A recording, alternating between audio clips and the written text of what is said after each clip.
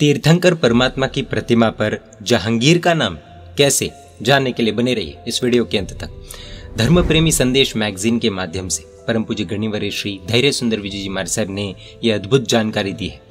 आगरा शहर को पूरे विश्व में ताजमहल के कारण पहचाना जाता है। जैन धर्मियों के लिए ये भूमि परम पूज्य जगत गुरु आचार्य भगवान श्रीमद विजय हीर विजय सुरेश्वर जी महाराज साहब के चातुर्मास से पवित्र होने से अति महत्वपूर्ण और ऐतिहासिक है। जगत गुरु हीर विजय सूर्य जी महाराज साहब ने अति क्रूर बादशाह अकबर को अपने वचन और जीवन से अहिंसक बनाया था। अकबर बादशाह को जैन धर्म एवं जगत गुरु हीर विजय सूर्य जी महाराज साहब की पहचान चंपा श्राविका के कारण हुई थी।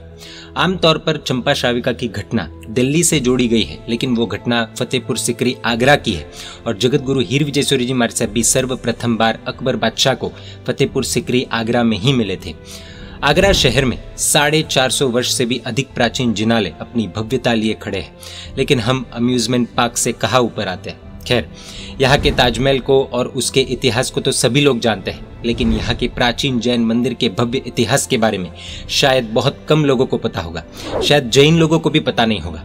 ये इतिहास किसी अजूबे से कम नहीं है और इसीलिए ये इतिहास हम सभी को अवश्य जानना चाहिए।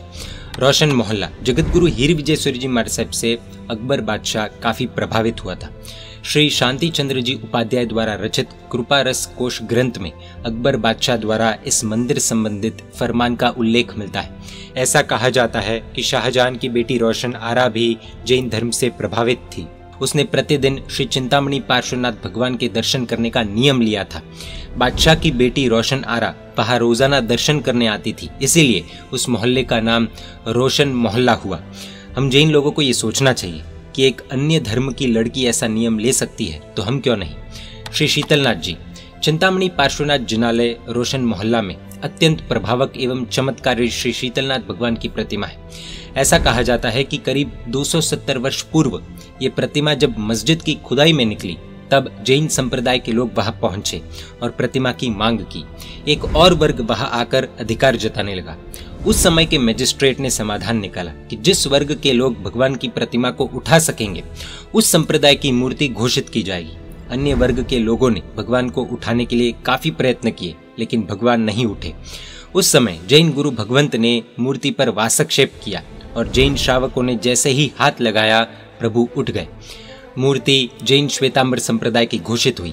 ये चमत्कार देखकर सभी को ऐसा लगा कि प्रभु जी इसी मंदिर में ही विराजमान होना चाहते थे। कई वर्ष बीतने के पश्चात आगरा नगर के सुप्रसिद्ध श्रावक छुट्टनलाल जी चौरड़िया, जो जौहरी थे, उन्होंने श्री शीतलनाथ भगवान की अत्यंत भव्य देहरी का निर्माण करवाया और इस देहरी में जबरदस्त कारीगरी की गई है, जो ताजमहल की कारीगरी को मात देती है। कीमती कारीगरी सच में देखने जैसी है। परमात्मा के दोनों बाजू देव चामर लिए दर्शाए गए हैं। उनके हाथ के एक एक चामर में 32 बाल है, जो अलग अलग चीजों से बने हैं। आश्चर्य की बात यह है कि एक भी बाल के अंदर छोटी सी भी क्रैक नहीं है। शायद आज के समय में ऐसी कलाकृति बनाना नामुमकिन है। यहाँ रोजाना काफी लोग प्रभु के दर्शन करने के लिए आते हैं। ऐसा कहा जाता है कि बहुत सारे लोगों की मनोकामनाएं प्रभु की कृपा से पूर्ण हुई है। श्री वासु पूज्य जी जिनालय मोती कटरा, इस जिनालय के श्रावकों ने यहाँ के मूल नायक भगवान श्री वासु पूज्य स्वामी की एक ऐतिहासिक बात बताई थी।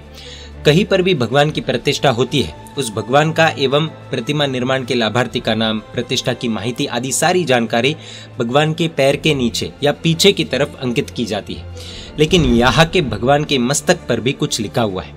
जब दिल्ली आगरा की गद्दी पर मुगल बादशाह जहांगीर था, तब किसी ने जहांगीर के कान भर दिए थे कि जहां पना इन जैनियों ने आपका नाम भगवान के पैरों के नीचे लिखा है, आपकी तौहीन की है। जहांगीर आग बबूला हो गया। वास्तव में उस मूर्ति के नीचे भगवान की प्रतिमा भराने के लाभार्थी के नाम के साथ साथ लिखा था कि जहांगीर पति साही। सरल भाषा में समझे तो ये जानकारी इसलिए दी जाती है कि मान लीजिए 100 साल या 200 साल बाद किसी व्यक्ति को प्रतिमा मिले, तो उसे पता तो चलना चाहिए ना कि प्रतिमा कौन सी है, कौन से भगवान की है, किन्होंने प्रतिष्ठा करवाई है, किस समय में हुई है, क्या लोकेशन था आदि। जैन संघ को बादशाह के क्रोध का पता लग गया। तब उन्होंने तुरंत ही शिल्पी को बुलाकर भगवान के मस्तक पर जहांगीर पति साही लिखवा दिया।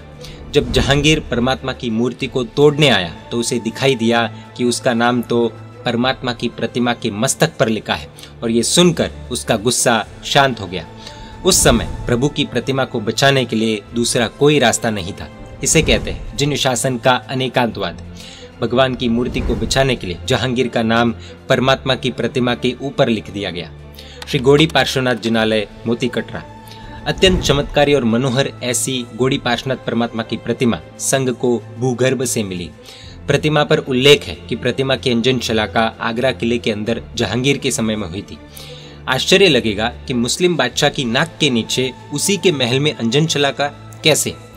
उस समय जैन धर्म के द्वेषी लोगों ने बादशाह जहांगीर को बोला कि इन जैनों की प्रतिमा में कुछ नहीं होता। ये सुनकर उसने सभी प्रतिमाओं को तोड़ने का फरमान दिया। आगरा संघ बहुत चिंतित हुआ। आगरा संघ की विनंती पर तब महान आचार्य श्री कल्याण सागर सूरी जी आकाशगामिनी विद्या से जहांगीर को प्रतिबोध देने आगरा पधारे।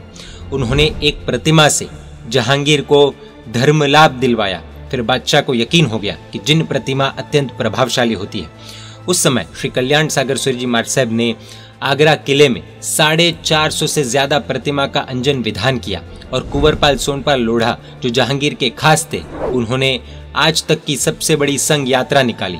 गौड़ी पार्श्वनाथ की प्रतिमा उन्हीं प्रतिमा में से एक है।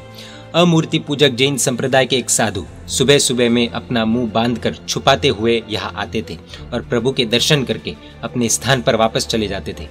यह सिलसिला कई दिनों तक चलता रहा। एक दिन एक श्रावक ने यह देख लिया। कुछ दिनों के बाद उसने साधु भगवान को रोककर विनय पूर्वक पूछा कि साहिब जी, आप इस तरह से छिप छिप कर क्यों आते हैं? प्रभु के दर्शन तो सभी के लिए है। आप बेझिझक पधारिए और दर्शन कीजिए। जब प्रभु से प्रीत है, लगाव है, तो डरना क्यों? संत ने श्रावक से कहा कि हमारा समाज तो आप जानते ही है ना, मैं तो खुलेआम आने के लिए तैयार हूँ, लेकिन एक शर्त है। श्रावक ने पूछा कि साहिब जी कैसी शर्त? संत ने गंभीरता और वीरता से जवाब दिया कि आप यदि भगवान के मूल नायक जिनाले बनाने का पक्का करो तो आज ही मैं मूर्ति पूजा वाला पंथ अपनाने के लिए तैयार हूँ। जिनाले तैयार करने का कार्य शुरू हुआ और वो साधु भगवंत श्वेतांबर मूर्ति पूजक संप्रदाय के साधु बन गए। उनका नाम था परम पूज्य मुनिराज श्री रणधीर विजय जी महाराज साहब। क्या प्रभु के दर्शन किए बिना हमारा रूटीन शुरू होता है? सोचने जैसा है। वर्तमान में गौड़ी पार्श्वनाथ जिनालय का जीर्णोद्धार कार्य शुरू होना है। श्री नेमीनाथ जी एवं केसरिया नाथ जी जिनालय पूज्य रणधीर विजय जी महाराज साहब की प्रेरणा से ये जिनालय बने। वर्तमान में इन्हें अजैन लोगों ने कब्जा कर लिया है। नेमिनाथ प्रभु की मनोहर श्वेत वर्ण की प्रतिमा के केवल दर्शन कर सकते हैं। श्री विहरमान सुर प्रभु जी गृह जिनालय विश्व में एकमात्र विहरमान तीर्थंकर सुर प्रभ स्वामी का जिनालय।